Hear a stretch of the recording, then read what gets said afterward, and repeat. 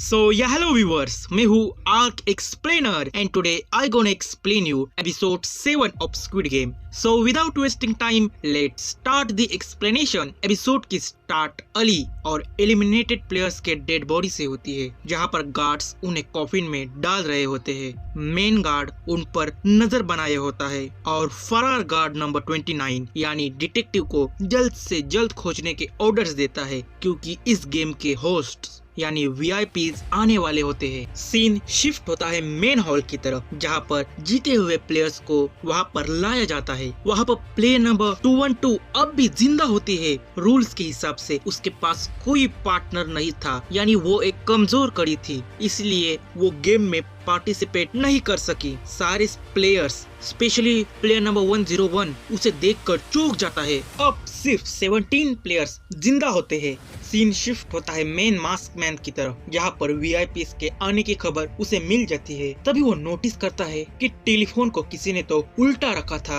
वो भाप लेता है कि घुसपैठिया यानी डिटेक्टिव यहीं पर आया था। वो ये जान लेता है कि वो एक पुलिस ऑफिसर है। वो उसके फायर किए हुए बुलेट से उसे पहचान लेता है। वो उसे ढूंढते हुए सीक्रेट रूम में पहुंच जाता है, जहाँ पर डिटेक्टिव छुपा हुआ था। तभी गार्ड्स मेन मास्क मैन को खबर देते हैं कि उन्होंने आइलैंड पर एक लाश मिली है, और वो वहाँ से चला जाता है। सीन शिफ्ट होता है असेंबली हॉल में, जहाँ पर सारे प्लेयर्स परेशान होते हैं, लेकिन सैंगवू को कोई फर्क नहीं पड़ता, बल्कि वो ये कहता है कि उन्हें कभी न कभी तो मरना ही था, चाहे वो हमारे दोस्त हो या दुश्मन। और वो ये भी कहता है कि उस प्लेयर नंबर 69 की तरफ देखो, उसने तो उसके वाइफ को ही मार दिया। दूसरी तरफ गार्ड्स उसी प्लेयर की डेड बॉडी को निकालते हैं जिसे डिटेक्टिव ने मार दिया था और शिप पर से उसे समंदर में फेंक दिया था। तभी मेन मास्कमैन को वीआईपी के आइलैंड पर आने की खबर मिल जाती है। हॉल में प्लेयर नंबर 69 बहुत ही दुखी होता है। उसने पैसों के लिए अपने वाइफ को मार दिया होता है। रोते हुए वो सबसे रिक्वेस्ट करता है कि हमें ये गेम क्विट करनी चाहिए, ये लोग मेजॉरिटी की बात सुन लेंगे। वो सबको वोट करने के लिए कहता है, पर सैंग वो उसे कहता है कि जिसे शुरुआत किया है उसे ऐसे ही खत्म कर दोगे, क्या वापस उसी नर्क की दुनिया में जाना चाहते हो। दूसरी तरफ वीआईपी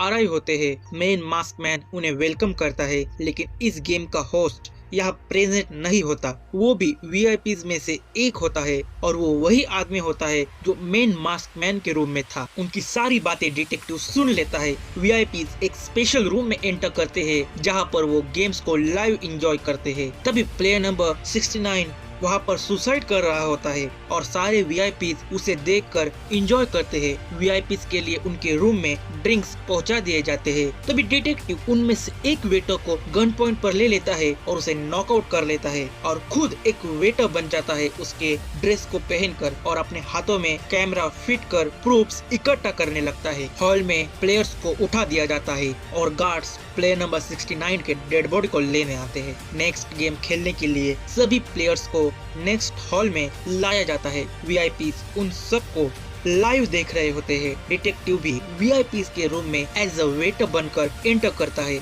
और उन्हें ड्रिंक्स सर्व करता है। मेन मास्कमैन वीआईपी को नेक्स्ट गेम इंट्रोड्यूस करता है, जिसका नाम होता है द स्टिपिंग स्टोन। प्लेयर्स को एक नंबर चुनने को कहा जाता है। उनमें से सारे प्रेजेंट्स को एक नंबर चुनना होगा, 1 से लेकर 16 के बीच में। वीआईपीज उन्हें देखकर एंजॉय कर रहे होते हैं, और डिटेक्टिव सब कुछ अपने कैमरा में रिकॉर्ड कर रहा होता है। सारे प्लेयर्स तुरंत अपने लिए एक नंबर चुन लेते हैं। कुछ प्लेयर्स अब भी कंफ्यूज्ड होते हैं, इसीलिए वीआईपीज मेन मास्कमैन को उन्हें एक हिंट देने के लिए कहते हैं। गेम के बारे में अनाउंसमेंट होती है, जहाँ पर प्लेयर्स जो नंबर चुनेंगे उसी हिसाब से उनकी बारी आएगी इस गेम को खेलने के लिए। उनकी ये बात सुनते ही सैंगवू और सीबियोक नंबर 15 और 14 को चुनते हैं। अब गेहुन अभी भी कंफ्यूज होता है और वो नंबर 1 को चुनने जाता है, पर प्लेयर नंबर 96 गेहुन को कहता है कि मैंने अपनी लाइफ डरपोकों की तरह जिंदगी गुजार दी है, अब मुझे बहादुर बनने का एक मौका दीजिए। गेहुन उसे नंबर 1 चुनने देता है और खुद नंबर 16 चुनता है। सारे प्लेयर्स को नंबर 1 से लेकर नंबर 16 के हिसाब से खड़ा कर दिया जाता है और उन्हें गेम हॉल में लाया जाता है। वहाँ पर 2 तरह के ग्लास प्रेजेंट होते हैं, एक नॉर्मल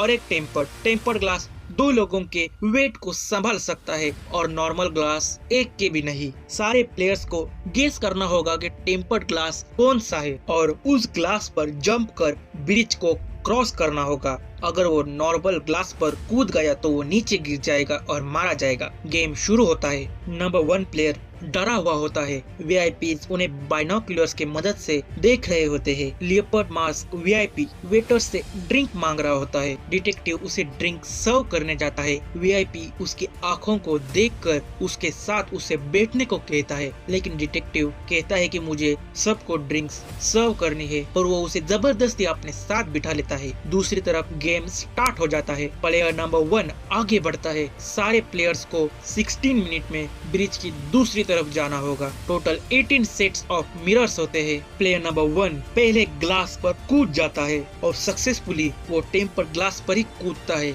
और वो सेकंड स्टेप में नीचे गिर जाता है और मारा जाता है। प्लेयर नंबर 2 अब आगे बढ़ने की कोशिश करती है, लेकिन अपने फर्स्ट अटेम्प्ट में ही वो नीचे गिर जाती है। दूसरी तरफ लियोपार्ड मास्क वीआईपी डिटेक्टिव को सीड्यूस करने की कोशिश करता है। दूसरी तरफ अब प्लेयर नंबर 3 आगे बढ़ता है। वो एक मैथ्स टीचर होता है, इसलिए वो प्रोबेबिलिटीज का कैलकुलेशन कर तेजी से आगे बढ़ता है। 3 स्टेप्स वो सक्सेसफुली पार करता है, पर 4th स्टेप पर वो नीचे गिर जाता है। प्लेयर नंबर 4 भूल जाता है कि प्लेयर नंबर 3 कौन से ग्लासेस पर पैर रखे थे और आगे बढ़ा था। वो दूसरे प्लेयर्स से पूछता है कि वो कौन से ग्लासेस थे और गेस लगाकर आगे बढ़ता है, लेकिन वो नीचे गिरकर मारा जाता है। दूसरी तरफ लियोपार्ड मास्क वीआईपी डिटेक्टिव की तरफ अट्रैक्ट होता है और उसे अपना मास्क निकालने के लिए कहता है। गेम में प्लेयर नंबर 5 भी मारी जाती है। सारे प्लेयर्स सावधानी से आगे बढ़ते हैं। तभी प्लेयर नंबर 6 गेम के बीच में ही प्रेयर करने लगता है और टाइम वेस्ट होने लगता है, इसलिए नंबर 7 उसे धक्का देने आता है, लेकिन वो उसे ही नीचे गिरा देता है और आगे बढ़ता है। तभी प्लेयर नंबर 8 आके उसे भी गिरा देता है। लास्ट में अब गेहूं की बारी आती है।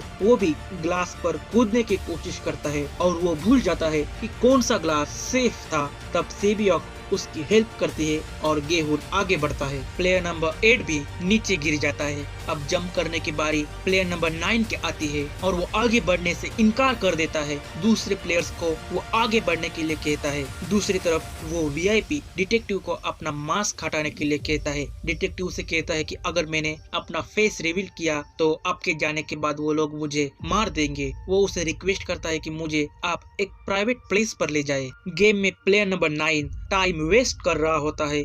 दूसरी तरफ वीआईपी डिटेक्टिव का मास्क हटा देता है और उसे कहता है कि अगर तुमने अगले 5 मिनट में मुझे सेटिस्फाई कर दिया तो मैं तुम्हारी लाइफ चेंज कर दूंगा। तभी डिटेक्टिव उसके प्राइवेट पार्ट को थाम कर उसे गन पॉइंट पर ले लेता है और उसका मास्क हटाकर उसे इस जगह की सारी इंफॉर्मेशन निकाल लेता है और उसे मोबाइल में रिकॉर्ड कर लेता है। गेम में प्लेयर नंबर 11 नंबर 10 को नंबर 9 के ऊपर ढकेल देती है, लेकिन नंबर 9 उसे नीचे गिरा देता है। अब नंबर 9 के सामने प्लेयर नंबर 11 होती है।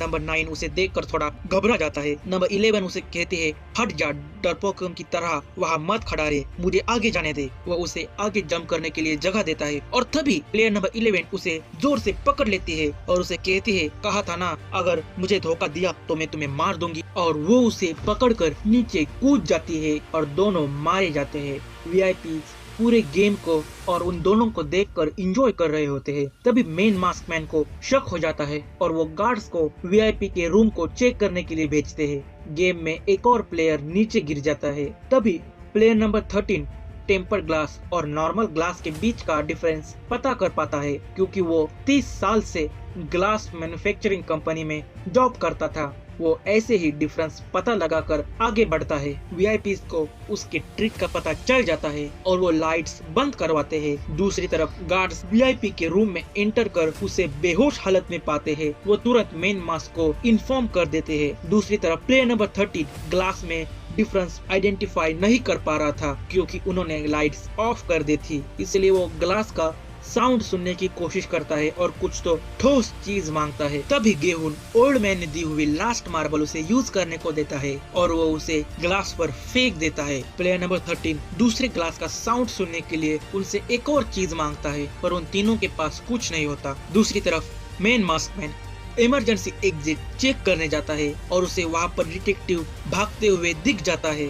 गेम में नंबर 13 ग्लास के बीच में डिफरेंस फाइंड आउट नहीं कर पाता। तभी सैंगो वहाँ आकर उसे धक्का दे देता है और उसे नीचे गिरा देता है। वो भी मारा जाता है। तीनों सक्सेसफुली लास्ट मोमेंट पर ब्रिज को क्रॉस कर लेते हैं और उसके दूसरी तरफ पहुंच जाते हैं। तभी ब्रिज पर मौजूद ग्लासेस को फोड़ दिया जाता है, जिससे तीनों प्लेयर्स के शरीर पर ग्लासेस के पीसेस लग जाते हैं और वो सब घायल हो जाते हैं। दूसरी तरफ डिटेक्टिव डाइविंग सूट पहनकर समंदर के रास्ते वहां से निकल जाता है।